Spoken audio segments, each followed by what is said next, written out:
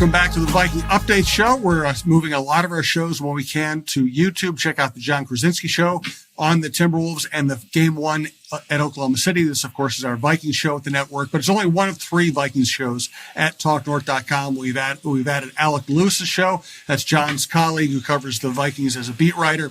He's doing multiple shows, a lot of weeks, just cranking out the content for us. We also have the former Vikings general manager, Jeff Diamond, on Jeff Diamond's Vikings NFL Insider. This is Viking Update. This is 2 longtime Minnesota writers who have been covering the team and watching the team for many decades. John grew up watching the Vikings. I came here to cover the Vikings in 1990. And guess what? It's another interesting week in Viking land. We're going to talk about the Wilfs. We're going to talk about the PFF rankings of J.J. McCarthy. We're going to talk about the Vikings voting to get rid of the Tush Push, which I admire. And we'll talk a little bit about Caleb Williams wanting to be a Viking, not wanting to be a Bear. The Viking Update Show is presented to you by Giggly THC Beverages and Onyx Hunt, and we're coming to you from the Aquarius Home Services studio. Ah, that first sip of coffee. Is there anything better? Yup. Coffee made with amazing water from Aquarius, your authorized independent Connecticut dealer. Enjoy worry-free water throughout your home for less than buying that daily cup of joe. Imagine spotless dishes, softer laundry, and drinking water you can trust. Plus, up to 25% off a new Connecticut system. Schedule your free water analysis at AquariusHomeservices.com. Aquarius, earning the right to be recommended. Hey, Rosie here for Lexus of Wayzata and Lexus of Maplewood. If you're in the market for a new luxury vehicle, look no further than my good friend Charlie Swanson at Lexus. Whether you're on the west or the east side of the Twin Cities, they have got you covered with 2 great locations, Lexus of Wayzata and Lexus of Maplewood. Check out the all-new Lexus TX, a spacious SUV with 3 rows of seating and plenty of room for all your gear. Head over to LexusofWayzata.com or LexusofMaplewood.com for details and to find your next ride today. All right, so let's start with the Wilfs. They've been in charge now. They've been approved, 20 years since they've been approved. I think you and I are generally in favor of the way they've run the organization. We could say that they had some stumbles early on, but that's kind of old news, and we've been through all that. The important thing is it's the biggest, most important sporting entity in Minnesota, and the Wilfs have pretty well established they know how to run the organization. Yeah, I mean, it's been a great 20 years. I know they haven't won a Super Bowl yet. I know they haven't been there yet, but when you look at the totality of their leadership and how they've gone about things and what they've done for the franchise and how competitive the Vikings are on a year in and year out basis, I just think it's been a rousing success. It really is, I think, indicative, Jim, of sort of this thing that we have to be cognizant about in terms of ownership, transfers, ownership, experiences in terms the Wolves are changing owners. Maybe the Twins will change owners eventually. What you hear time and again, and what the Wilfs showed us as well, is that every new ownership group is going to have stumbles early on. They're going to have mistakes that they make. They're going to have sort of things that you look at and you say, what is going on? Why are they doing it this way? But it's such a different thing to do, a different role to have, as owning a franchise, a professional sports franchise, and the scrutiny that's on it and the decisions you have to make. And there were times early on when the Wolves first arrived and when, kind of they're going through the Mike Tice firing and a few other things that you say, okay, what's going on with this group? Do they really know what they're doing? But as they got their legs underneath them, as they figured things out, they have really become model owners. They are not out front. They support the team financially. They let the people who they hire do their jobs, and they are very kind of patient and pragmatic, which I think over the long haul, when you're owning a franchise, that is the best way to be. And so, they've been if you're grading their ownership, it's been an A. Like, they've new stadium, new practice facility, The hirings that they've made have generally been good. The players really like playing for this organization, and just up and down the way they've conducted themselves in the community and all that. It's been really, really good for a very long time. Yeah, and they've become very big in the community. I appreciate the fact they gave Minnesota Aurora a place to play. They do things like that for high school sports.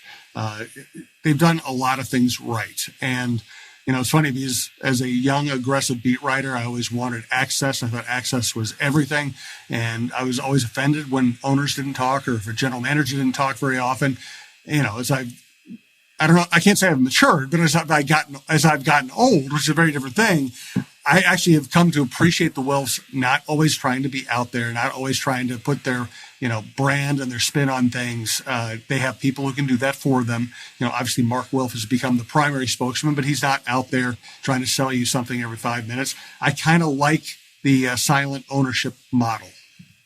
Yeah, I will say this, Jim. I do think that if your owners are going to be that way, the organization has to be accessible in other ways, whether it's the general manager, head coach, CEOs, things of that nature, to speak for the organization, because it is a public entity. The Wilfs got a lot of money for the stadium. They, a lot of public money for the stadium and things like that. But I do think that Mark Wilf has done a good job, over the last decade or so, I would say, of being a little bit more out there, being available. It's usually a couple of times a season he speaks to the media. So he's not just shrouded in secrecy. He's not, just like, sitting behind the scenes and pulling levers and doing all those things without any explanation, because I do think fans deserve that kind of, explanations, that kind of transparency from the organizations. But I think also that he's done it in a way where he still is quiet. He's not a bombastic owner. He's not Jerry Jones. He's not out there making bold proclamations or doing those things. But he and Ziggy have established, I think, a culture that makes it, it makes it fairly easy to at least understand all of the logic behind decisions that are made, who is running what, all of those things. And so, they walk a line that they're not completely, off the radar, but they're also not over the board and out there. They just exude steadiness. They don't panic. They don't kind of message in a way that seems chaotic. Even in the tougher times, even in the Zimmer Spielman times and things like that, it's just, it's never as bad as it could be with owners who don't know how to handle those situations and do a poor job with it publicly. So, I think they've taken good steps in that way to be at least a little bit more available. And, they may not always say a whole lot, or they may not, grab a bunch of headlines, but you see them out there, and that's an important part of this. And I think, going really big picture here, the fact that they keep ranking top 2 in the NFL in player surveys, the fact that players are taken care of. Because I covered the league many years when players were just, whatever cliche, whatever metaphor you want to use, they were just meat. They were just ship them in, ship them out, try not to get sued but for too much, have really good lawyers for all the lawsuits that are going to get filed against you for mistreating your players. And the fact that they run a building where the players feel comfortable and safe and treated well, that is as good a compliment as you can pay to any owner. Yeah. And let's all, in kind of implied in that, or, just really important to acknowledge in that, is when you do treat your employees, your players, the people who work for you, all of those things very well, and they want to come to work, it usually provides results. Like, you look at let's look at kind of the owners who are really well respected. Robert Kraft, the Rooney family, those types of people, like, they generally, their franchises are very successful. Dan Snyder's of the world, even the Bears owners, a lot of those other ownership groups that you'd point to and say they don't do it the right way, just in terms of those relations and those resources that are provided. Those are typically the ones that are at the bottom of the standings every year. And so while the Vikings have not graduated to Super Bowl winners or contenders, they are consistently good. And I do think that there are more often than not, they are more likely to exceed their expectations, with respect to the talent they have on the roster than to underperform. And I think that the environment in Egan, what the Wilfs have built that way, and how people enjoy being there and feel supported and feel invested in, I think that goes a long way toward their just consistent levels of success. I mean, the lack of 2 and 15 seasons or 4 and 13 seasons and things like that on their resume, I think speaks a lot to just how they get people to buy in and really kind of just really kind of want to be here and want to perform for owners they respect. Up next, I'm going to say Tush Push, and I hope it's the last time I ever have to say Tush Push. We'll get into what's going on with the Eagles, the fact the Vikings voted against that play. We'll get to the other things here in a second. I want to remind you that Giggly THC beverages are really good. I drink them all the time. Giggly.com, Gigli.com. Use the promo code Giggly North, get 50% off your first order, then keep on ordering. And if you go to the website or if you get on their email list, they'll send you coupons and discounts and everything else. It's just really good. It tastes great. They have cocktails, seltzers, teas. I like the cocktails. My wife likes the tea. We both like the seltzers. And it's just really nice on a weeknight when you don't think it's the right time to have a drink. You can have a Giggly and you're going to feel good. You're going to sleep good. You'll wake up feeling fresh. You'll wake up without any grogginess. Definitely without any chance of a hangover. It's a good way to live. Giggly.com. Giggly North is the promo code for 50% off. Also, want to ask you, have you ever driven past a piece of land and wondered who owns that? Or maybe you need to know exactly where a property line runs. That's where Onyx Hunt comes in. And it's not just for hunters. There are folks using Onyx for their jobs every day throughout the country, from farmers and ranchers mapping out their fields, wildland firefighters navigating rough terrain, to construction workers needing to know who owns what property. This app offers something for everyone. You need the best land ownership maps, aerial imagery, and property boundaries in your pocket. Onyx Hunt is the tool for the job. Try it free for 7 days. Download Onyx Hunt in the app or Google Play Store, or visit onyxmaps.com/hunt to get started. All right. The Tush Push, the Vikings voted to get rid of the Tush Push. I am in favor of getting rid of the Tush Push. Does it happen? And how? I'm fairly passionate about this. I think it's a non-football play. I think it's a rugby play. I think it's ugly. I think it takes strategy and cleverness out of the game. But I can't remember what you think about all this. Yeah, I don't like the play, Jim, because I mean, look, you can say that the Eagles have perfected it, and so you just say, well, just stop it. Like that's, that should be on you to stop it. And they certainly run it much more effectively than some other teams that have tried it, and there are many teams that haven't tried it yet because of the technique that it takes, or the personnel that are required. But I just don't see why it's not easy to say, you should not be able to just push a player forward and benefit from the that. Actual seems to be you could not propel a teammate forward.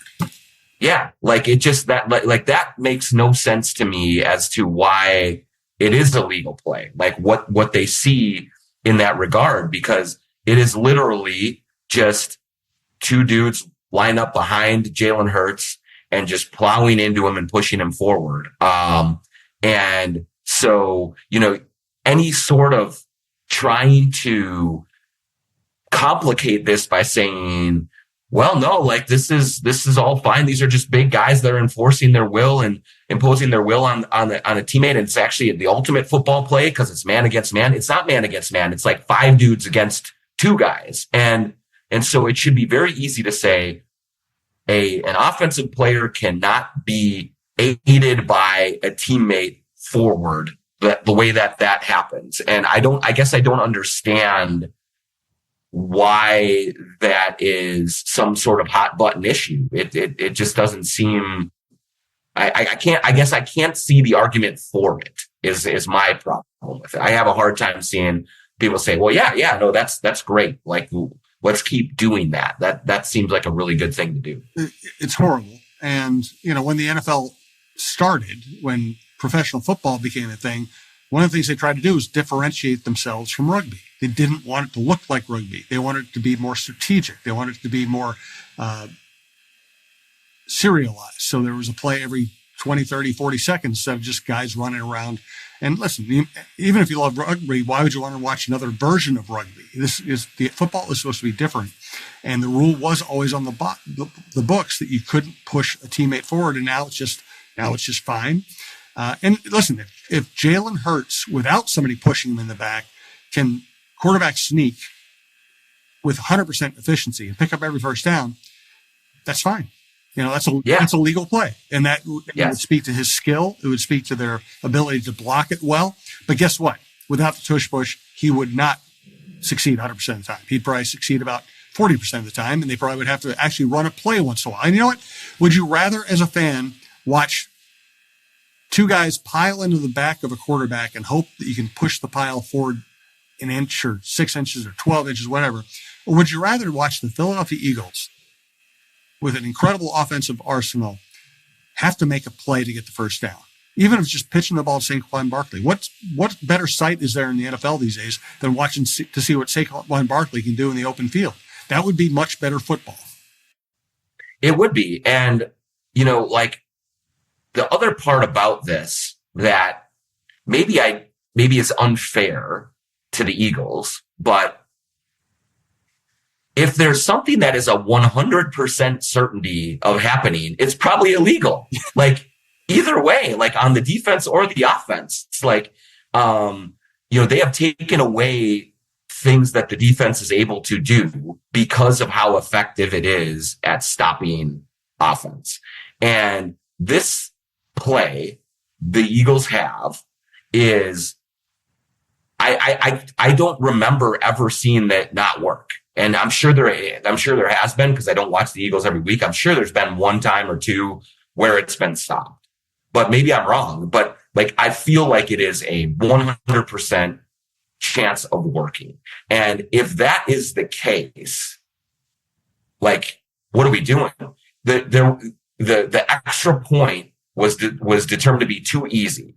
And that wasn't 100% conversion rate. And you still moved it back. And you're like, this is boring. This isn't working. Let's do something to make this a little more difficult. And yet they are allowing this to happen on a play to keep the chains moving that is clearly so effective that something must be illegal. Like that's just the way that my mind works on the logic part of it. Agreed. Let's get to Pro Football Focus's ranking of J.J. McCarthy. I'm sure some Viking fans are offended. I'm not offended. I just think, and I think they probably, my guess is they're underestimating McCarthy, but I also understand why. So let's get into that here in a second. First, here's Talk North star Michael Russo for Clamshell Beach Resorts. Hey, have you been dreaming of a lake cabin lifestyle with boating, fishing, and family fun in northern Minnesota? Well, lately I've thought a lot about how cool it would be to have a getaway like so many Minnesotans. And if you're like me, you probably think that owning your own lakeside getaway is beyond your budget. Well, if you think lake cabin real estate prices keep going up, well, think again.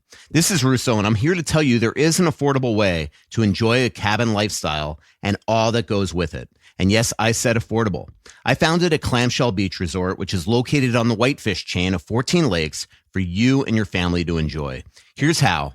Clamshell has lake homes that offer deeded fractional ownership, and the keywords there are deeded and fractional. You own it. Imagine having 5 weeks a year to enjoy Clamshell with its beaches, pool, and lodge that's full of kids' activities. Is golf your game? There's a great golf course right across the road. Like winter sports? Well, you can go ice fishing, cross-country skiing, or snowmobiling right out the door at Clamshell. And there's no maintenance, no grass mowing, no snow removal. It's done all for you. And you can own a share of Clamshell Beach Resort at an affordable price. To learn more about ownership opportunities at Clamshell Beach Resort, go to cottagesonwhitefish.com or contact Pat Egan at 612-220-9819. That's cottagesonwhitefish.com or Pat Egan at 612-220-9819. And listen, I'm busted. I admit it.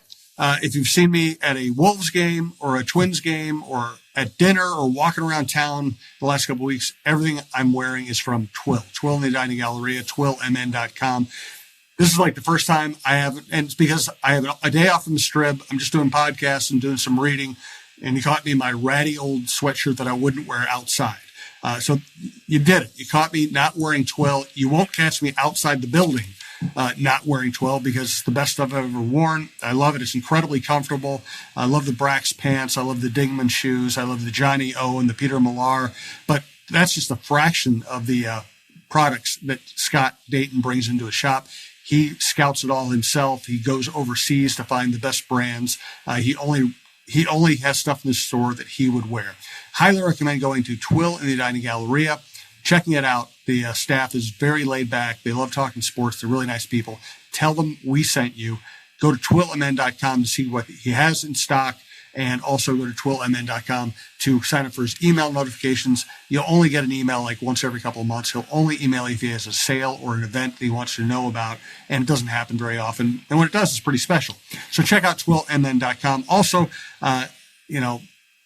I'm trying to swing a weighted golf club. I'm trying to become a better golfer this year. It's probably not going to work out, but I do have the sore muscles and joints to show for it. And what I use on my sore muscles and joints is products from Natrium, natrium.com. You can also use drinks, balms, candies, gummies. They have all kinds of stuff there. Go to the St. Louis Park store, Natrium, and check out everything they have in store. Then once you realize what you like, what you pick out the products that work for you go to natrium.com and order online. What I'm using right now is the balms. I have a sore muscle. I have a sore elbow. I rub the balm on, usually get relief in 15 minutes. It goes on. It's not greasy. It doesn't smell. It's just the easiest way, and it works a lot better than taking an over-the-counter pill. So I highly recommend everything at Natrium. Right now, the bombs are really doing it for me. Thanks to Natrium. Thanks to all of our sponsors for making these shows possible. We do appreciate it. So Pro Football Focus ranked McCarthy in fourth out of the 6 tiers of quarterbacks, ranked him behind Bo Nix and Bryce Young. And my gut, and that's really all I have to go on at this point, is that McCarthy's going to be much better than that. But I do understand ranking him behind Bo Nix because Bo Nix did it last year, and Bo Nix also was playing for a great quarterback coach. Bryce Young, I don't think, if McCarthy ends up on the same plane as Bryce Young a year from now, I think we're all going to be very disappointed. Yeah, look, I mean, I guess I don't know what Vikings fans would expect because McCarthy hasn't played. Right. He's coming off of an injury. He's going to have to prove it first. And I'm okay with that. Like, I don't like, let's say that McCarthy comes out this year and lights the league on fire and is just an unbelievable player and quarterback. I don't think the move at the end of the season would be, oh man, PFF, what idiots for putting him down there because, because we haven't seen it yet. And I've said this and people know this who listen to the show, I'm a huge McCarthy guy. I think he's going to be really, really good over the long haul. It may take a little bit of time for him to settle in, but he's going to be a good player, for a long time. That's what I think. But I can't get mad at a low ranking when he does have that injury, when there was a flirtation with Aaron Rodgers, when, there's all sorts of other things going on that would just say, hey, let's just let this kid go out there and earn it. Bryce Young had a solid year last year after a disastrous year the first year. Bo Nix did some really good things with the Broncos. And so let it go. I mean, my bone, and also I'm not a PFF guy because I don't know if you saw, Jim, they just recently released their top 25 or their best offensive players at each position for the last 25 years. And their receivers were Antonio Brown, Julio Jones, and Tyreek Hill. There was no Randy Moss. There was no Terrell Owens. There was no Calvin Johnson. Derrick Henry was the running back, maybe, but no Adrian Peterson, no LaDainian Tomlinson. So that's the bone I have to pick with PFF. Like how can you possibly have a football team where you're talking about the top players from the last 25 years and Randy Moss is not on it? I just can't see it. In this case, I'm going to give them a little grace where I'm just like, I want to see JJ McCarthy. I want to see him out there do it and play and make it happen before we anoint him, even though I just think he's going to be great here. If you want to stay in Minnesota, John, if you really want to be a true Minnesotan, you need to learn to be offended by these things. Yeah, I guess so. Like that. See, but did you see how I sort of found a way to be offended out there? You did. I'm caping, which I'm caping for Randy Moss. Yes. I'm caping for Randy Moss, so you don't get mad at me, Vikings fans, for not like being all the way just in the propaganda fields for JJ McCarthy.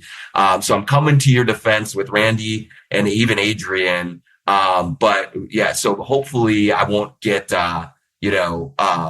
protests outside my house because I wasn't real willing to go all the way in on JJ McCarthy just yet. And somewhere Chris Carter is watching this and he's very offended that we did not mention him in the same breath as Randy. Yes, sure. Yeah. I mean, he absolutely belongs. I wondered if you're talking about last 25 years, that may, you're getting towards the end of Chris Carter. Yeah. He did most of his work in the 90s.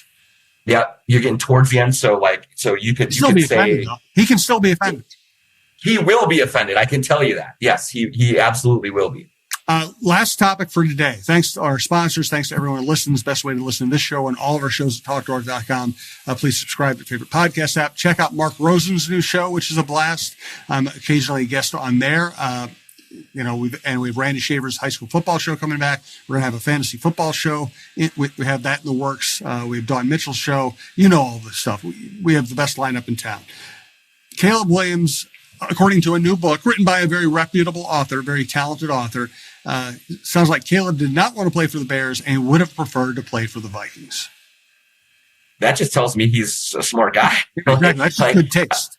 Yeah, when you look at what the Bears have done with their quarterbacks for years and years, when you look at they had Matt Eberflus as a head coach, as a defensive-minded head coach, why would you want to go to Chicago and play? And given Kevin O'Connell's reputation, given the work that he's done with lesser quarterbacks, I would think that if I'm Caleb Williams, if I'm a number one overall type of talent, if I'm looking for the best possible scenario for me to thrive in the NFL, the Vikings are one of like a couple places, Kansas City, a couple others that you'd say, absolutely, let me go there, versus an organization that quite literally hasn't had, a consistently good quarterback for like 50 years. So, you watch Caleb last year and it was a little up and down, and you wonder about the decision making and some of those things. But this tells me that he has a good head on his shoulders, that he sees things clearly, and that he understands the league. And so, if I were a Bears fan, I'd actually feel pretty good about that, hey, my quarterback knows what he's talking about here. And maybe he will be the one that turns it around and ends that, dubious streak of non-Pro Bowl quarterbacks for the Chicago Bears. My unfair, premature, silly question of this May that I'll throw out there. Do you feel better about Caleb Williams' future under Ben Johnson, having had a year under his belt? Or do you feel better about JJ McCarthy not having played for a year, having had the injury, but being in O'Connell's system? Who would you guess at this moment is going to have the better career? Yeah, boy, it's a great question, because I do think that Ben Johnson, I think, is an incredible offensive mind. And so it was necessary for the Bears to make that move and go get him. I guess, though, if I'm trying to handicap it right now, I would give a little bit of the edge to JJ and the Vikings, just because we have seen Kevin O'Connell do this with his quarterbacks, as a head coach in this league. And we know about Justin Jefferson. We know about, the offensive line. We know about a lot of the weapons around him. With Ben Johnson, unbelievable offensive coordinator, did amazing things with Goff and the Lions. We still don't know what he's going to be as a head coach. Norv Turner is maybe the greatest offensive coordinator of all time. As a head coach, he wasn't very good. So you just never know how someone is going to transition from being a coordinator to being a head coach. Some guys thrive on it, do really, really well. O'Connell, one of them. some guys just fall apart and it's just not there. So I guess I kind of want to see what it looks like with Ben Johnson and how it all goes. I'm very, very intrigued by it, but I kind of have to lean a little bit toward JJ because the track record of O'Connell is so great. And because I am a huge McCarthy guy, like I really loved him at Michigan. And I think he has so many of the tools to be a really, really good quarterback in this league. And he's surrounded by talent. He has a good environment around him from ownership and front office and all of those things. And so it's so premature. It's very unfair, but I'm just going to lean ever so slightly toward the purple here. I agree with everything you said. I will add a different wrinkle. Style of play. I think McCarthy, he played for Harbaugh, one of the great quarterback coaches who ever lived. Now he's playing for O'Connell. And he's going to get an opportunity to use his running ability and his scrambling ability, but he's going to be a pocket passer who can run. He's not going to be a mad scrambler. Caleb Williams wants to be a mad scrambler. If McCarthy sees, we even saw it in the preseason last year.